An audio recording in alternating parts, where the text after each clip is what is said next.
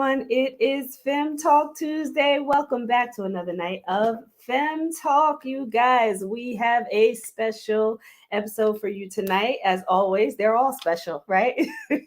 So, we are talking tonight about what is happening in our schools, and we have two very special guests here to talk with us about that. So, I am going to bring the ladies of FEM Talk in. Without further ado, we have Brandy the Disconnector.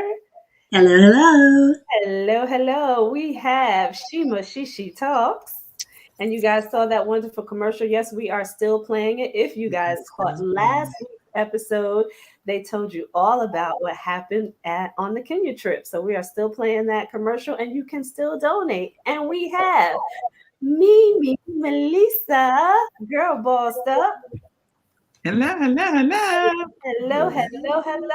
So, ladies, we have a great show tonight. We have two amazing women that are a part of two separate school systems that are going to talk with us tonight about what is happening in our schools. And there's so much going on in schools today. So I can't wait to get into this conversation. If you all out there don't know, we have our very own two, Melissa and Shima, also who are part of a board of education in New Jersey. So they are also well versed in this particular topic, and they're coming from the administrative side. So we've got an educator, a counselor, and administrators all on the show tonight to talk to us about what's happening in our schools. And I'm going to come from the parent perspective because I have a son that's still in school. So, oh boy. And Brandy's just going to break it down from the perspective of, should we homeschool our children when we have them or not?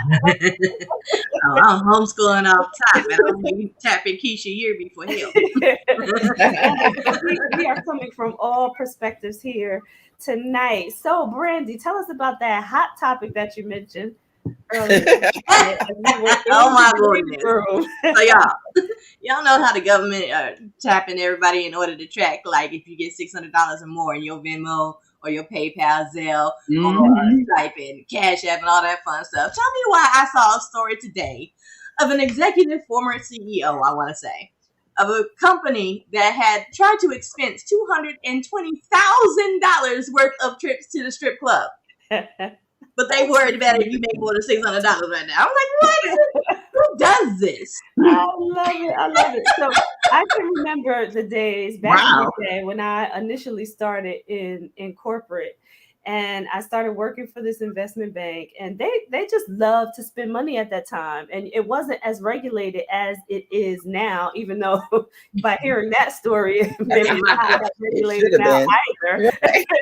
However, they used to spend money on ridiculous things like strip clubs and, just these lavish dinners and, and they were not accounted for those things. They used to expense them. And I'm when I say money, I mean money, $220,000, $300,000, $400,000 on these, very expensive and lavish dinners and entertainment. So it's not buying attraction tools. Right.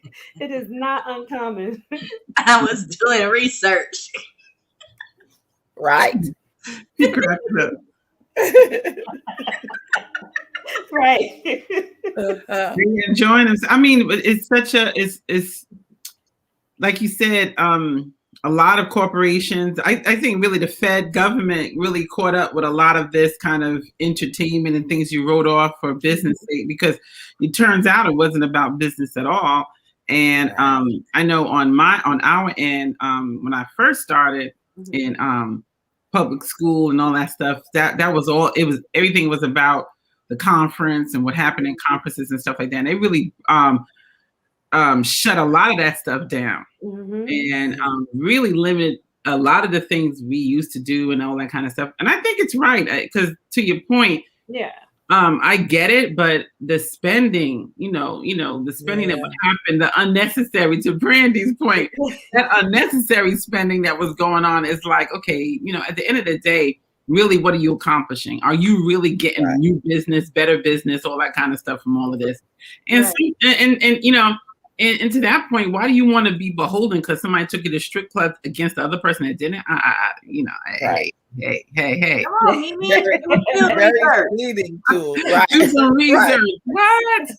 What? So, hey, and then, I find it interesting. They want to now catch us on our Cash App and Venmo and anything under $600. Now I went into the poor nail salon and they said, no, we don't take nothing. We need cash again. Right. I mean, like, what? So listen, I get it. Well, when you think about it, right, historically, especially a business like that was cash business, right? They don't want to report everything. Yeah. And now that they're looking in Cash App and Venmo, they said, no, we don't accept that cash back. Yeah. They had all of these cash machines in the nail salons now. They're gonna go right back to that because they need the cash now. But yes, I get it.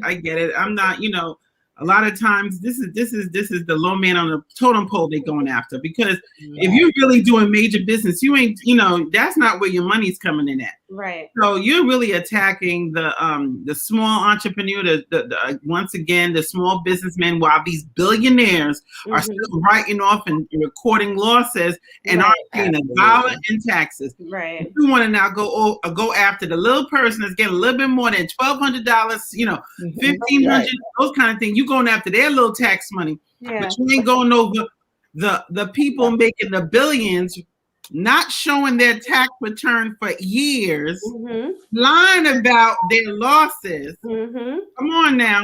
Well, but that's always been the way. That's right. So nobody's going after them. You got to make an example out of somebody. The Venmo person now. That's the way this capitalistic society works. Listen, go after them. Listen, and I quote, and you guys can figure out who said this. I use the tax laws to my advantage. Hello. Okay? I say that. Hello. Listen, and I'm not even saying that that's wrong, right? It's because technically, listen, use the tax laws to your advantage, right? I'm not saying that that's wrong, but we're talking about those millionaires, right? That use it to their advantage, millionaires and billionaires that use it to their advantage. Right. They're not being taxed, and middle income America and lower income America are the ones that are being taxed. So listen, that are covering. Think of it like this, though.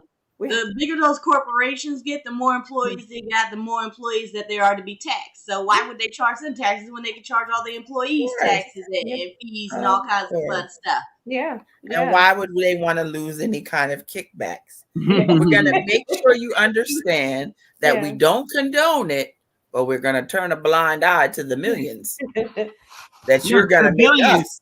To the billions, exactly. Yeah. So, this is once again going after the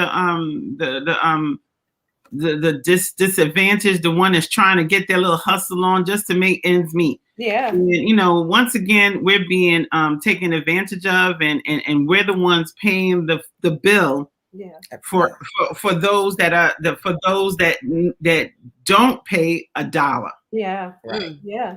So all I gotta say is I would strongly suggest anybody that is an entrepreneur trying to build a business credit and everything right, you better get your butts on over to the scale to six-figure group. I done learned some things that save me a lot of dollars over there. That's right. That's right. So we are going to shift this conversation now into our topipic, but listen, we always get caught up in the hot topic. It's always so good. Their own show. Yes.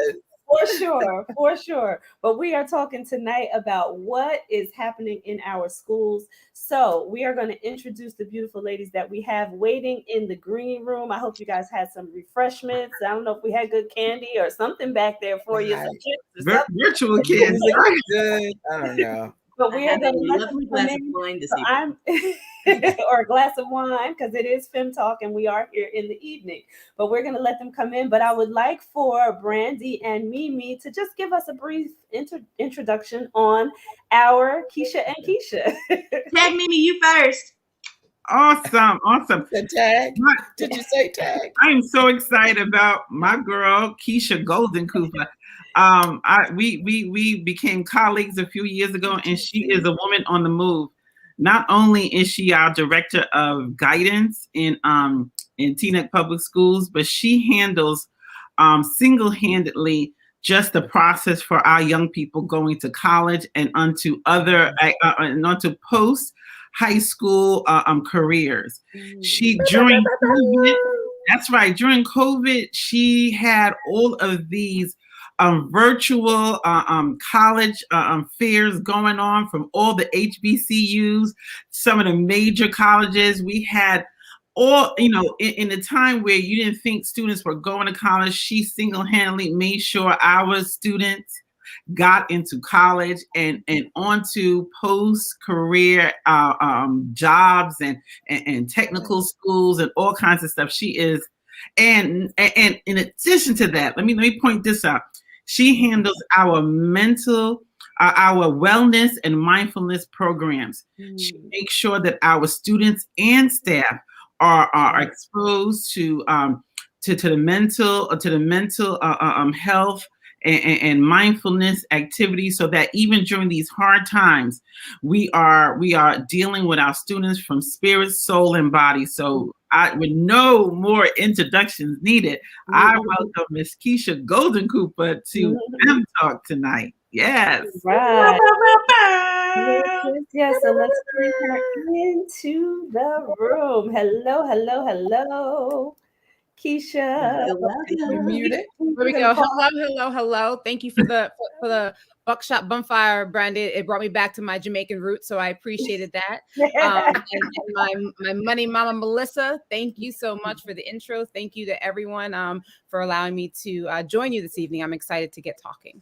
Thank you for joining us tonight, and we can't wait to hear what you have to say about the school system and what is going on in our schools, especially from where you sit, because I know that you are the head of counselors there in TNEC. So it's going to be interesting to hear about some of the things that Melissa mentioned, the mental health, and then just helping the kids advance after school is over. So I can't wait to get into this conversation. And it looks like Keisha Yearby, we have lost her in the green room, but if Brandy, if you want to introduce her, and then when she comes back in, we will let her in. Yeah. Sure.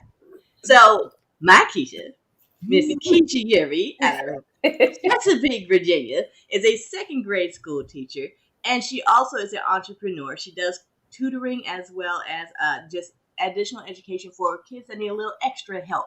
So she also owns Free Your Greatness, and that is her tutoring service. And she's just a light. She's one of those people that she belongs amongst the children. She's one of those people that the kids would love to hug if they could right now. She's that teacher. So once she comes back, you guys are going to see the bubbly, light, amazing individual that's going to join us. And yeah, Keisha's just one of those people you got to see and hear her speak to really understand why she's so special.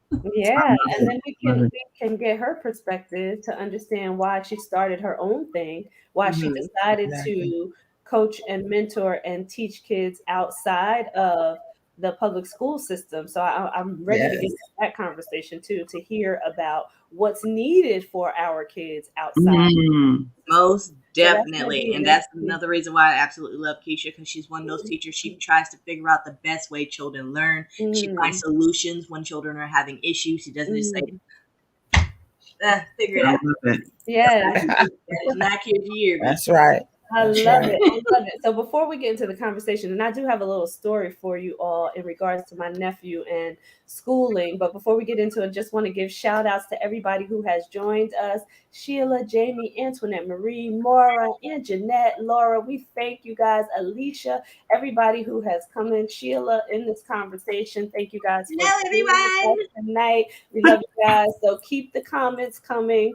If you guys have any insight, if you are parents, if you are teachers, if you're educators, and come on, let us know what you think about the conversation as well. So I have a quick story for all of you here, because we have 3 people that are actually in the school systems right on the line now. But listen, my nephew is one of the smartest, brightest kids that you will ever meet. He is 8 years old at the moment, and he has conversation like an adult. Okay, this little boy is super smart. Well, they tried to say that he has ADHD. Absolutely This child is nowhere near having ADHD. He fully is aware and understands everything that is going on. When you are conversing with him, this little boy gets it all. He really understands. And they wanted to give him medication. I told his parents, absolutely not. Do not allow them to give him medication. They need to learn how to teach him in a different way. He's a child who finishes his work before most of the kids in the class, and then he starts talking to everybody because now he's bored and he wants to converse with the kids in the class. No way. He doesn't have ADHD. He needs something challenged in addition to what you've already given him to help advance him. And I even suggest, and this is what I did when my son was in school and he was getting bored in the classroom, allow him to help the other kids. Mm-hmm. Put him in a position where he can help, where he can assist the teacher, which is what one of the teachers did in elementary school for him. But you have to keep them engaged. Yes. Everybody doesn't learn at the same level, so you have to keep them engaged. So I'm going to let Keisha Yearby in, and I want to know what my educators and administrators think about that story, because I know a lot of kids get labeled with ADHD who do not have ADHD, who are just bright, who finish their work early, and who want to talk to kids because they're done, not because there's something wrong. So what do you think about that when they get diagnosed with ADHD? I got to chime in because that was me. I was that kid. I was that kid. I was super hyper. I was all. I knew she was going to say that. She confirming. She confirming. Oh my God. I am telling them now, Mom. I was super busy, super hyper, and I wanted to talk and play and do everything, but I did my work. And they wanted to label me. They wanted to give me Ritalin. They wanted to make my mother give me medicine. One of the biggest things you need in a situation like that is a teacher or a set of teachers or administration that cares about the future of the kid, not the behavior that they see right now, the future of the kid. Because like you said, you can give them tasks. You can burn that energy. You can focus his energy. And you have to have parents or a village. It don't even got, everybody don't have full-on parents. A village who is willing to take the time and help this kid with that attentiveness. And that, let me tell you, that lady took me to the park many a times to run the energy out of me because there was no other option. The medicine wasn't what she wanted to do. And her agreement with the office in this school and my teacher was, she is going to be the office messenger. Send her to the office with a letter. She doesn't know the letter may be empty or, that it's nothing, but she's contributing. She's active. She's not disrupting the other children. And then, like you said, she has the opportunity, or he has the opportunity to help the others. On a child-to-child level, peer-to-peer. I love that. That that hits me right there. That hits me right there. And that comes from a child being in that perspective, being in that situation, and a teacher who has seen it over and over and over again. So tell us, Keisha Yearby, because you have the little ones who often get into that type of what some teachers call trouble, right? Tell us how you handle those situations. Well, first of all, I found out like 2 years ago that I'm ADD myself. I was talking to my friend that's a licensed clinical therapist, and I said, I think I'm ADD. He said, oh, yes. Oh, yes. So I think what I've done is like, if anybody have seen my reading adventures, y'all see my energy. And so for me, I'm very energetic in the classroom. So when you have the kid that's like doing that, what you doing? Like, matching that energy with them and figuring out, like you said, it all takes about caring and learning each and every individual child. Like in my classroom, I learned the children so much that I call this one encourager, I call this one connector, I call this one my assistant. Love that. And so when you take that, then you understand, all right, he's about to go. And like you said, giving him something to do or doing just dance. We do just, I teach second grade, but we have those breaks where we do just dance. And yes, I'm up there just dancing with them. Some of the boys don't want to do just dance. I gave them like the connecting cubes that was supposed to be for math. They make Beyblades with it. So they spinning the things around. All right, y'all go do that. They've been creative with it. They found a hula hoop that we take outside. They spin it within the hula hoop, but it's just finding what really works, because like what you all are saying, what works for this child, like you were saying that you were hyper when you were young. I'm not the hyper type. My ADD is I'm looking like this. I don't know what you're saying unless you are, engaging, but I would talk. And I can remember my first grade teacher wrote on my report card, I always had checks for talking, always checks for talking. And she said, Keisha gets her work done, but she's talking, and that prevents the other kids from getting theirs done. In my little first grade, I'm like, I'm getting my work done. What's the problem? Right. But even with that, it's just really having those conversations. Like I would say to my second grader, I know you can get your work done, but when you're talking to them, they can't get theirs. So you don't want them to do that. And I think that if we just reason with them and not to say, oh, they're just a kid. No.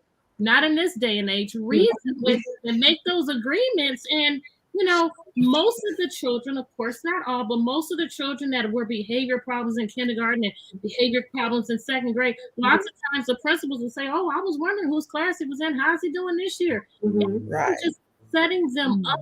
Yeah. Setting them up. That's right. Giving them, okay, well, you can't hit anybody. What can you think about? What can you focus on? What can you change your mind to? Telling them that at a young age. Yeah. That's right. I love that. I love it.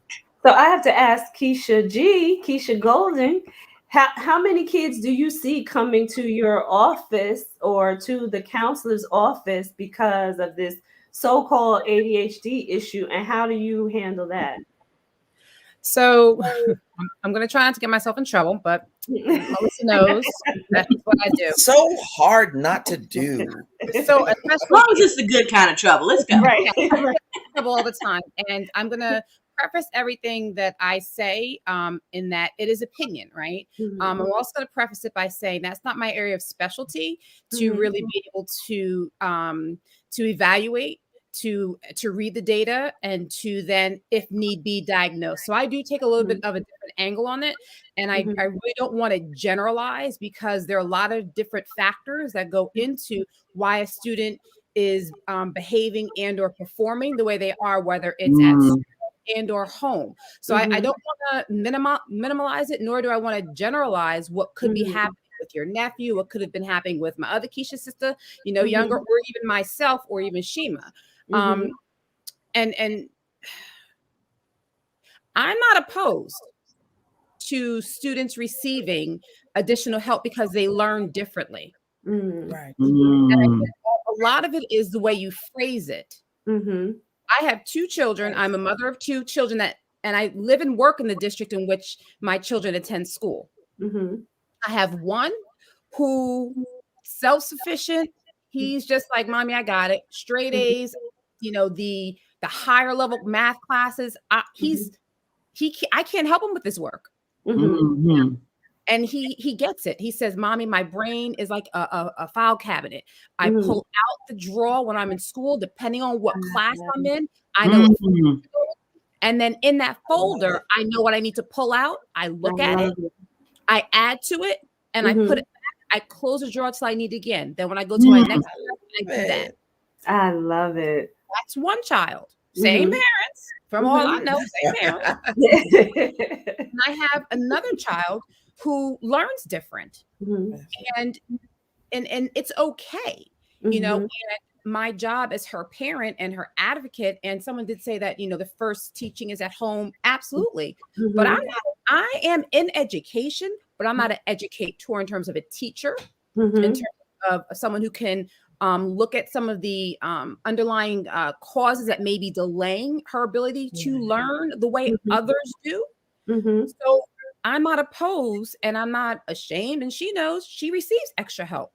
She gets pulled out because she learns differently in math. She gets pulled out because she needs extra resources for ELA because of her reading comprehension and her delay in fluency. Those are skills that aren't innate to all of us.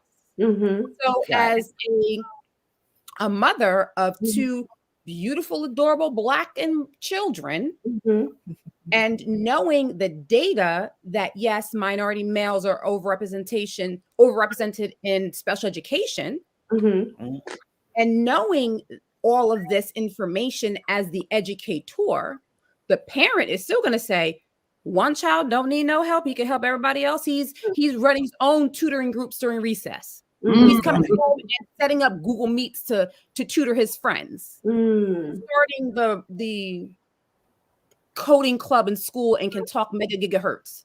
Another child who learns differently, and both her parents are educators. This is my 23rd year, my husband as well.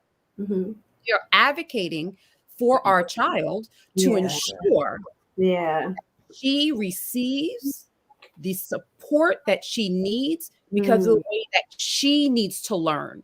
So does that mean smaller classes? Absolutely. Why not? Does that mean some type of formalized plan in order for her to get extended time, in order for her to have her questions rephrased, in order for her to prove mastery of a subject? So instead of 20 questions, she does 15, 10 to show proficiency and mastery? Yes. So I say all that to say, I too was that child who learned very differently. However, being a first generation, both my parents from Jamaica, Wagwan, and then not understanding the system and having now come through that system that was not built for me, still ain't built for me, both as a student and administrator. It's a whole nother conversation. All right. That might have part two. That's right. But knowing all of this, having, come through the system, having an understanding, and more so now as an administrator, an appreciation for my special education colleagues, I'm going to use that system to ensure that my baby girl gets everything she deserves and needs and is entitled to. Yeah. So that's why my story, my version is a little different, because guess what? And I'm going to go out on a limb and say, and this is me talking, Keisha Golden Cooper, not representing anyone but me and my house. If at some point we feel that she needs a higher level of support, it's a higher level of support and care and nurturing in school, or in consultation with our pediatrician, any other medical professional who we trust and value, we're going to do that. But again, I can't speak specifically about anyone else's situation. I can speak about what we're experiencing at home. And to circle back to your question about the students that come in, it breaks my heart with some of our students. Maybe if at a younger age, had they acquired some of the skills necessary to display their ability, then maybe they wouldn't be struggling as much. So I share my story. Oh my goodness. If that means that someone is offended, you'll be all right. I'll be all right.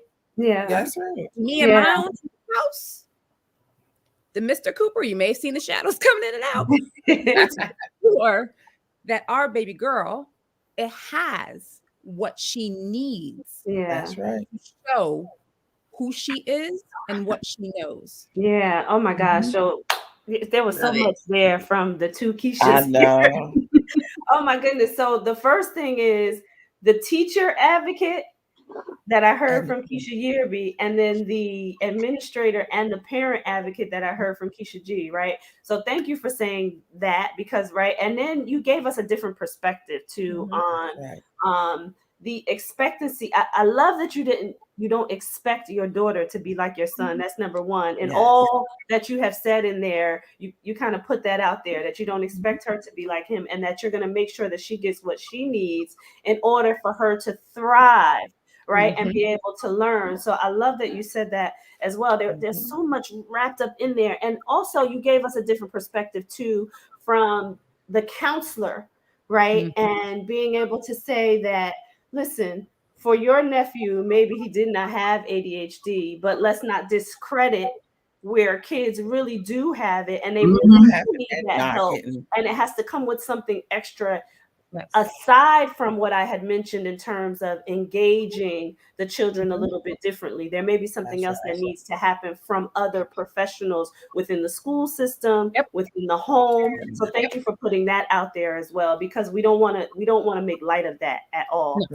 So I just wanted to say that as well. But and then I love that Keisha Yerby mentioned that she kind of directs the kids in a different way, right? To keep them engaged so that they can learn, right? And it gives them a little bit of a break, but it keeps their mind going, and it gets that energy out that Shima mentioned earlier, and then allows them to re-engage in schoolwork. So, oh my goodness. Just the acknowledgement, something that popped in my head when they were talking, but just the acknowledgement that there are going to be the children that need the help, but then specifically your son, who is excelling, he still needs a certain kind of support. You are absolutely right. That's right. Fosters greater excellence, because he at any point he could get to the point where this is good, but my brain has the capacity to grow and obtain more. So where is it?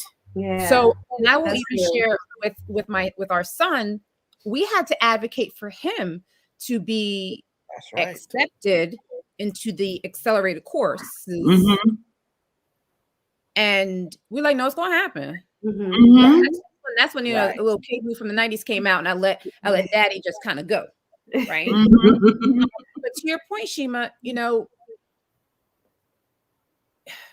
we are also very fortunate that he is in a school where he has a principal that looks like him, that encourages his growth, that will say, I mean, to me, yes, because we're colleagues, but more so in a parent principal manner. Like, your son came and said that he needed to talk to me. And I said, okay, handle it. My son came home and said, Mommy, I felt like I was heard. That's good. That's it right there. So let me ask you all, how much of a disparity is there in your school systems between those that do recognize and want to help the children versus those that don't? Ooh. Can I answer that one real quick? The schools,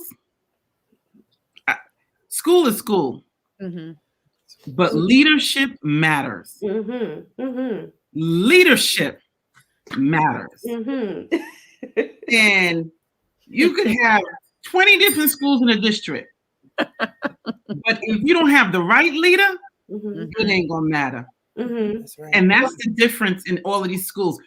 Another word that is so important, and I hope everybody out there picks up, is that both Keisha said it, Shima said it, Brandy said it, you said it, Tracy. Advocacy. You have to advocate for your children. You can't, as a parent, as a guardian, you can't drop the ball on this piece. You have to advocate. Every child is different. They distinguish special ed students saying they have an IEP. In my humble opinion, every child should have an individualized educational plan. Every child should have one, because every child is an individual, and you should know from teacher to principal what every child needs in your building. And everybody learns differently. Everybody has uniqueness to their learning. And at Sheila's point, when you have a brilliant child, you have to give them brilliant and different type of instruction. And that means that they don't get bored, or even the child that learns differently. Because to that point, and I'll say this, I believe that Ms. Golden Cooper's child is creative. Her learning in the creative side is accelerated. That's why on a different way, when she's looking at a book, she don't see things the same way as she sees things creatively. Because on the creative side, she's over here. And the difference in learning comes to how your brain is separated. If you have more of a creative base or analytical brain, like I'm saying, that individual side learning, and for those principals and teachers that understand that's the fight. To get the leadership in place to allow that kind of instruction to go forth. Oh my goodness. Okay, so I was ready to ask where does her brilliance lie? Because every child has an area of brilliance. It's just not considered brilliance according to our traditional school systems. For instance, I was an amazing athlete, but athletics don't translate to English and arithmetic. I was good at math too, but I was better at sports. So the only reason I kept my grades up was to be able to play sports. Now I'm gonna try to stay focused. But as a former high school and collegiate athlete and a coach, that's brilliance. Because being an athlete shows hard work, dedication, teamwork, the ability to be coachable, and that's talent. And as a coach, there are things I can't coach you. I can help you get bigger, faster, stronger, to run, jump, and throw. But if you're coachable, that in itself is an intrinsic skill. That if capitalized on and cultivated, allow that person to excel beyond that student who has the aptitude for certain things. Because that athlete, with the right coaching, has the appetite and the desire. That's right. And that is my daughter has the appetite and desire to do well in athletics, and we are pouring it. You want to go to gymnastics 4 days a week for 5 and 25,000 hours? Absolutely, baby girl, because that's where you find success. And our job as her parents, not the coach's job, but our job as her parents, is to start to show her how those skills are transferable. Because I wanted to mention too, because and we're talking about our Brandy here when she mentioned being this wonderful athlete, right? And you said being coachable. I just think about the success that she has now and everything that she's doing, and knowing that she's had coaches in her life and how that translates to what she's able to do now in her life. So when you think about how that translates into whatever it is that you're going to do in your life, like I know her, so I know her. She's successful, and she's that way because that it could have been that start. Herself to the lesson. Confirm that, but that start of being able to be coached by someone in any facet of your life, right? That translates over. So thank you for saying that. We have to take a quick segment. I don't know if Keisha Yearby, you look like you were itching to say something. So let's take what you have to say before we take our segment. Well, I mean, the big thing, I have so much to say. Especially listening to Keisha, and she talked about how she's the parent that's advocating for her child, but she understands the educational field. I had a parent many years ago. I was still in my 20s, maybe like my 4th or 5th year teaching. And I had a parent to say, "Oh my gosh, I was so nervous to come and talk to you." And I'm like, nervous to talk to me? But just think about that. Think about the parent that has the child that gets in trouble, and then they come to these meetings, and most of the time, I'm the only Black person in the room. Most of the time, I'm just being real, white people in the room. So if I'm not there and there's another white teacher there and you're this Black parent going in, you don't know what you should say. You have no idea what's going on with your child. This is your first baby. You do not know. And then they're just reading these things out to you, because when the people that are on that committee, they have another meeting, you're just another. And then they're going to talk to you and they're going to say, blah, blah, blah, blah, blah, blah, blah, 504, blah, blah, blah, blah, blah, blah. Okay, do you want to sign? I had this to happen like 2 or 3 weeks ago. And I even called the parent and I said, "Do you know what a 504 is?" No. And they didn't take time to explain that to her. So I think that that's one of the big deals. And then when we get to it, you all know what education is about. It's about passing the test. That's it. Yeah. Unless you have individuals who really care about the well-being of the child, we have a parenting guide. You're supposed to learn this particular skill at this particular age. Forget about COVID. Forget about that. My second graders, some of them left the classroom 3/4 of the way through their kindergarten year, and then they were first grade. They were virtual the whole year, and they thrown into second grade, expected to learn the exact same things. My school district threw a brand new reading program on us with no direction. I'm sorry if I'm getting in trouble, but I'm just saying that everybody in my school district will agree. Now, so you got these kids that haven't been in the school physically, but have a mask. In second grade, they need to see my mouth in order to learn how to make sounds. But but you still have 3 weeks to learn this skill. So as the teacher, do you follow the pacing guide and say, or do you say, I know I'm supposed to do this, but I'm just not going to move on? And that's what we have. And then, like you talk about the foundation, Keisha, you said the foundation in my tutoring, from the kindergarten all the way up to the adult that I tutored. It's the same foundational piece that's missing. Why? Because, well, you didn't get it, but we got to keep going. We're gonna move. Yeah, we're gonna move you along. We're gonna move you along. Right. And that's why I don't like formal education. So So there's something to be said too about what Melissa was saying earlier, and let's just think about that, about the individualized help that the kids need, and that there should be a plan for each individual child. I want you guys to comment on that when we come back, but we're going to let Shima do her segment really quickly, and then we're going to have a commercial first. Shima's going to do her segment, and then we're going to get back into this conversation, everyone.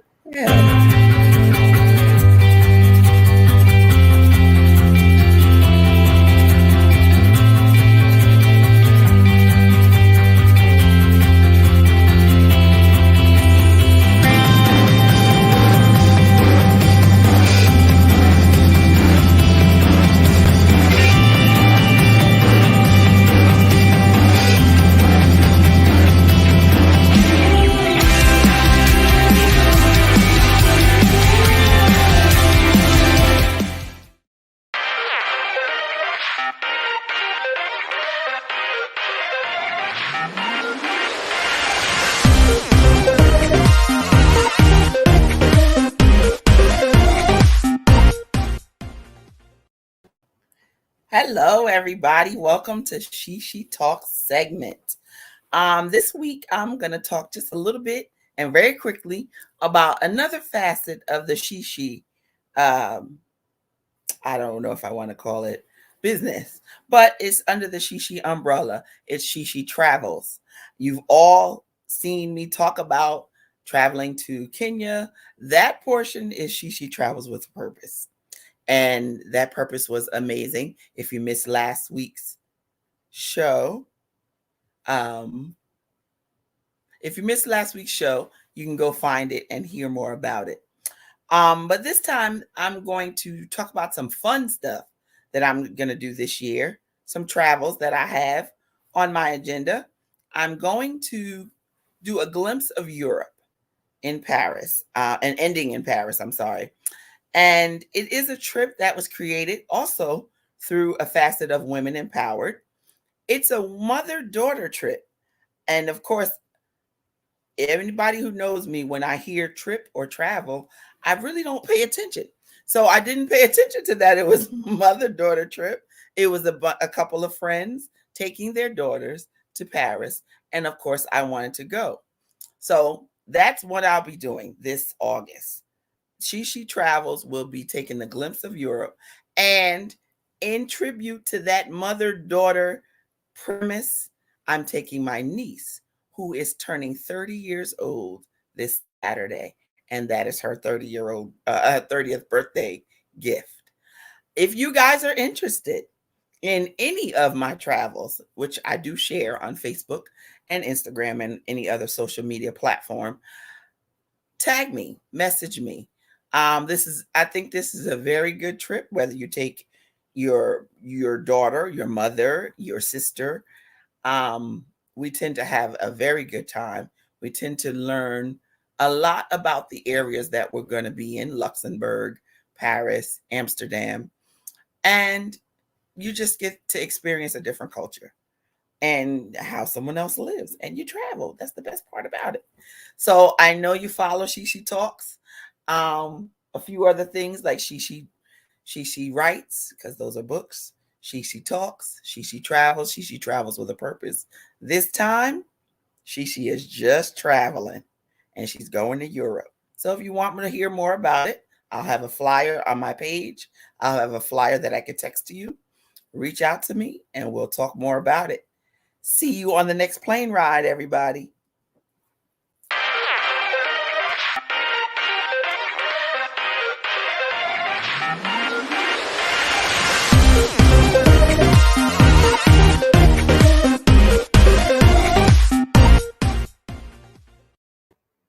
I don't know about you, but that sounds like a good mother-son trip too, you guys. Have to put my bid in there. But we are going to bring the ladies back in without further ado. Let's do this. Let's get everybody. Yeah, we're going to Europe. So we can talk about this. Let's go. All right. We've got everybody here, the women of FEM Talk and the beautiful Keishas. And let's just talk, you guys, about that individualized plan for each child and how you think that that can be accomplished, right? Because listen, my son goes to a school here. We moved from New Jersey to North Carolina. He was already in a big school district, pretty decent size. They had 1,700 kids in that particular high school. We are now here in North Carolina. The school district that we're in, there are 3,500 kids.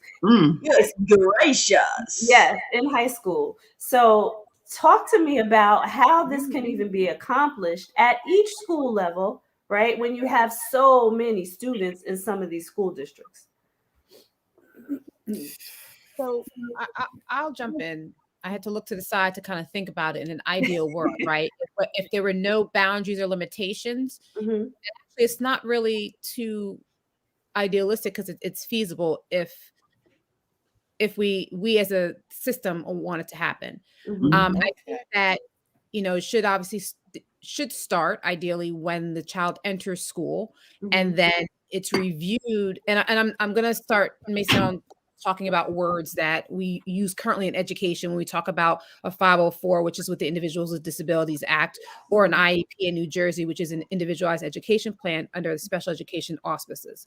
So having a firm understanding of both of those things, and a plan could be implemented for the student when they enter school at whatever point that is, right? In the state of New Jersey, we are obligated to educate children from the ages of 6 to 16. 6, kindergarten, first grade. And not initially, but possibly after maybe 4 to 6 weeks of observation, then formalizing a plan based on strengths and based on areas of improvement, right? And then potentially reviewing that plan before the end of that academic year to see if that plan needs to be tweaked. Right? Because, and help me out, my Keisha colleague, with the learning milestones earlier on. K1 for some learning milestones are maybe a little similar than like maybe 2, 3, and then maybe 3, 4. So depending on what the student would need, the plan could be reviewed maybe every 2 years. Okay. Right. And then I'm trying to think, in a system where something like this could happen, but also take into consideration the workload and to make it happen, right? Because there are these ideas, and respectfully, those outside of education have ideas of what should happen. And I come across that often with parents, and my job is to see how to make it feasible. So that idea could work in this manner so that those teachers have at least 2 years or so to work within a plan, making minor tweaks. I think that plan, if the student stays within this an educational system, like the same school system, should be overhauled with each major change. right? Mm-hmm. So depending on what your elementary school grade level is, whether that plan worked from K to 5 and you have a K to 5 school, then a 6, 7, 8 school, that plan fifth grade must be changed because the standards from 5th grade to 6th grade are going to be different, and there are going to be other things environmentally, biologically that are happening, the hormone things that happen when that student goes to 6th grade. Yeah. And again, the same type of tweaking process. And then when they go from 8th grade to high school, it needs to happen. And then most importantly, a transition out period. Yeah. As they're not in senior year, but as they're entering their senior year of high school, transitioning them out and having a plan in place, because those supports are not going to follow them when they leave our formalized education program. Yes. And even talk to us about, maybe Keisha, Yerby, take this one, but talk to us about the parent involvement in something like this also, and how important that is as well.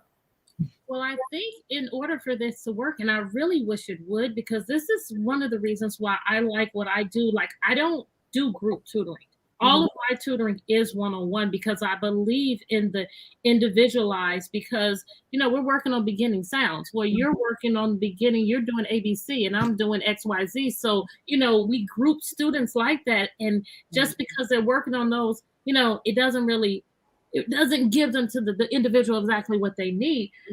But parents, I feel like, would definitely have to be a part of it, because yes, the children are with me, more of their waking hours than they are with their parents. But anything that is repeated, if they have it so much, whatever, in school, and then they see it with the parents, number one, they're going to see how important it is. It's not just Miss Sherry saying this to be, well, oh, mama, dad, you are, so then the kids will be able to see this is extremely important. And then the accountability of it all, because let's be real, not all teachers are going to do what they're supposed to do. So if the parents, if the parents were actively involved with it, and then you have those parents that are email, okay, well, Miss Yerby, I thought we were supposed to be working on, oh man, this parent's gonna let me go ahead. So I think that the parents most definitely have to be a part of it, because in education, those parents that you already know that are going to be in your box, that are going to call, they're going to call the school, the superintendent, they're going to go wherever as high as they can, the school board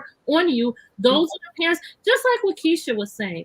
Keisha said, and I wrote it down, it's going to happen. I don't have very many parents that are saying to me, it's going to happen. She's saying, if my child needs this extra help, that's right, my child is going to get the extra help. That's right. So many parents are caught up on, is this special ed? I don't want them to be labeled special ed. And they get caught up on that label. They're not looking at the fact that this is the individualized plan that is by law, has to be binding, whether you have a great teacher or a teacher that is not as great. They have to follow it. And parents don't really understand that. So yes, I think that just as vital as it is for children to be their best is to have the individualized plan. The parents have to be a part of an active, not just a signature, but an active plan. Yeah. So, thank you. So I'll throw one more thing out about parenting. And I don't have, listen, my last name is Cooper. I have a 2009, 2012 model, and they don't come with instructions. We have Cooper, and we've been in education, my husband and I, combination of almost 50 years, and we still don't know what we're doing as parents. Right. However, parenting is one of the things that you don't need. It's not required to have a licensure for. Come on now. You don't need to take classes. We don't need any re-up to be a parent or guardian, unless you are in like the foster child system, or even if you're adopting, there's certain protocols and procedures that you have to. But imagine, now this isn't going to be more wilder than the plan, because the plan costs money, and if somebody wants to donate some money to the educational system, the plan can happen. That's but right. Imagine if parents were required to participate in some type of programming, some type of something support, something depending on what they needed, because we have parents that don't need it, quote unquote, but maybe they could be the tutors for those parents that don't know what they're doing yet. Yeah. Okay. And if when you signed your kid up for school, you had to. If that's a requirement, there might be a higher level of birth control going on. Hey, you're right about that. And listen, I just told you all that my son's school, there's 3,500 students, right? Right. Going to those meetings, there's about 30 parents that come to the meetings. That's right. What's wrong with that? What's up with all these school districts being glorified babysitters? I'm looking around like, where are all the parents? There's 35 students. And your child is in high school? He's in high school. You know why? Yeah. Because parents also have the system twisted. It's always presumed that at the earlier levels, you need to be really involved, hands-on. Exactly. All in. I'm all in. Absolutely. But guess what? Every level. Most of the time, the elementary school, the teachers are nurturing. It's a nurturing environment. Yes, you need to be involved. Yeah. And then the parent is like, as you get older, oh, you got this. You grown. They're not right. What you're doing, they don't. No. If anything, at that developmental stage between middle school and high school, especially high school, is when I encourage parents to be overly involved and to be less concerned with if your child is going to be mad that you come to school, right. or if your child is mad if you call the school, or if your child. Say that again. I'm encouraging my counselors to. Like, we're getting ready for scheduling, and they're like, well, yes, it's really important for our juniors, our current juniors that are going to be seniors, for their parents to be involved. I said, well, what about the freshmen and sophomores? Like, well, I said, that's like, we have to shift the mindset. That's right. Right. So when parents call me and I say that they're very enthusiastic on the other end, and I listen, and they are advocating at a tone and volume using words that I won't use right now. I say they're doing just that. Passionately for their child, using the vocabulary that they know, and I listen. And I know you probably tell me, actually, no, I'm not. I'm happy you called. I want you to call me. Yeah. So there's so much in there with why some of our parents are struggling. Some of our parents did not have a positive experience in secondary education. Maybe their last positive experience was having a teacher like my friend Keisha, because it's very hands-on and things of that nature. Some of our parents did not have that good experience with secondary. Yeah, that's right. And my last thing, I'm gonna close my mouth, I promise, and seal my lips. If we want education, the complexion of education to change, we need to encourage our children to become educators. That's good. We promote so many other I'm sorry, Mimi, but we are like at 50 seconds. At 50 seconds. I want to put a pin in this, and I want to extend this conversation to another show, because there's so many things that we did not cover on this show. I'm sorry, but we do have to close this show out. So Keisha and Keisha, you both are absolutely amazing, and we are going to have you come back, because we need to continue this conversation. There's so many things that I didn't even ask you guys that we didn't even get into. Mimi, put a pin in it. Everybody stay in the green room really quickly. And you guys, this has been another episode of FEM Talk. Catch us here next Tuesday evening, 8:30 p.m. on E360 TV, here on Facebook as well. You can find us on Roku, Amazon Fire Stick, and Android TV, Apple TV, guys. This has been amazing. We love you all. Thank you for joining us. And we are... We'll see you guys. Look at me. We'll see you guys next week.